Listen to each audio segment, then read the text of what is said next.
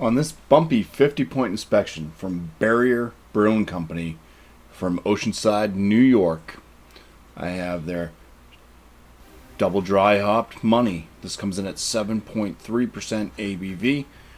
From what I can find on it, it says our flagship brew gets hit with double the amount of hops than that of its predecessor, hopped with unjustifiable amounts of Citra, Azaca, Simcoe and Centennial. If you love the OG money, you'll want to get your washed hands on these bad boys. So, Citra, this one pops up a lot. It's a very common hop. Tropical fruit, including peach, passion fruit, and guava. We have Azaca. We don't get too much of that. Azaca out of United States, believe it or not, is apricot, ripe mango, orchid fruit, or orchard fruit, and pine. Simcoe, another classic American hop, and I don't have Simcoe. I don't have Simcoe listed on my hop chart. We got Centennial though. That one, also from the United States, citrus with undertones of lemongrass and pine. I think Simcoe is kind of known as being Centennial on steroids or something like that. I think that's how that goes. Maybe it's vice versa with the Centennial, or maybe it's Cascade. I don't know, but whatever. I think Simcoe kind of gives off some piney notes, maybe a little bit citrus. I'm just going off the cuff here, trying to remember stuff about Simcoe, and I do believe Simcoe is also the one that if you put it in at a certain time during the boil, that you can sometimes get a cattiness out of it, a little bit of that cat urine that everybody loves so much, and whatnot. But let's go ahead and crack into this one from Barrier Brewing Company, and this was canned, wow, back in October, so October 28th, looks like, of 2021, so it is a few months old at the time of this inspection. But yeah, there's the can art. It's pretty flashy. Alright, let's go ahead and pour this.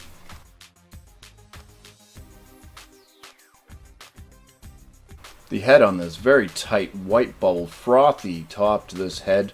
The color of the beer itself is a nice kind of yellowish gold, and it is fairly clear. There's a slight amount of haze to it. Carbonation, I can at least see it streaming up through. Just a little bit there. Some aromas on this. It's citrusy. I'd say a bit tangerine-like. Subtle hint of pine on the back.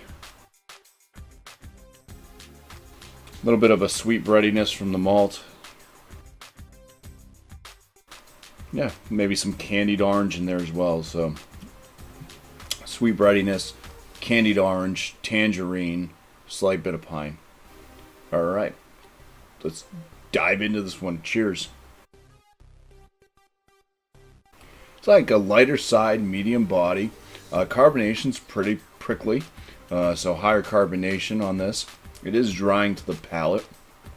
Getting some of that nice sweet bread malt note throughout this beer, and then some of that nice kind of orange, that candied orange a little bit, some tangerine-esque, and it does finish with a pretty moderate piney finish. Drinks pretty similar to like what a West Coast IPA would drink like.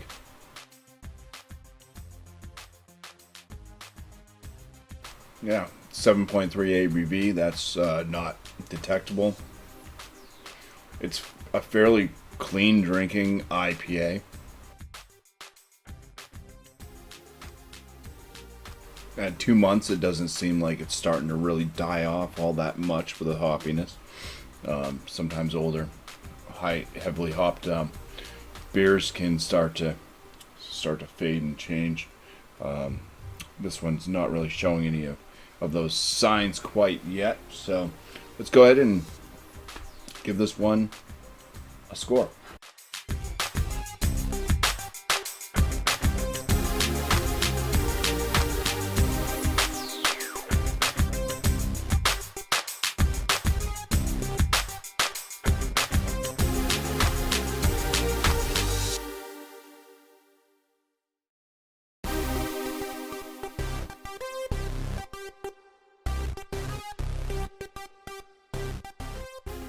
Alright, we're back. Look at that lacing on this. Very nice, beautiful beer. Appearance gets a 6 out of 6.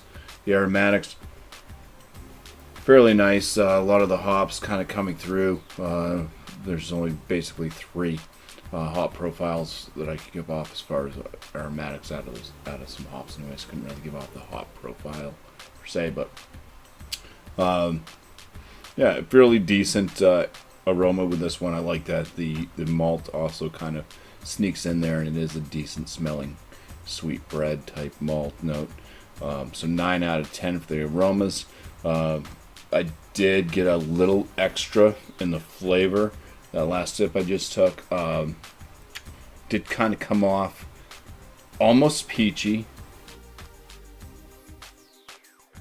I'd say maybe a bit more towards grapefruit, actually. I would say a little bit of grapefruit action in there.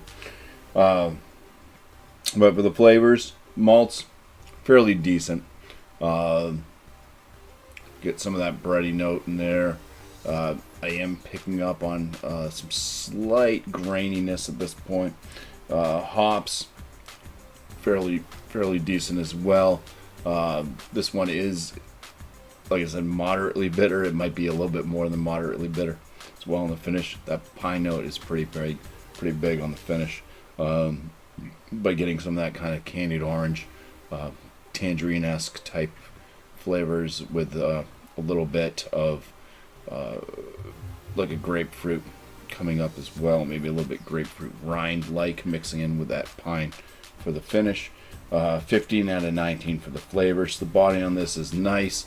It's that lower side medium, works also very well with the carbonation level, and this being very spritzy and drying to the palate. It's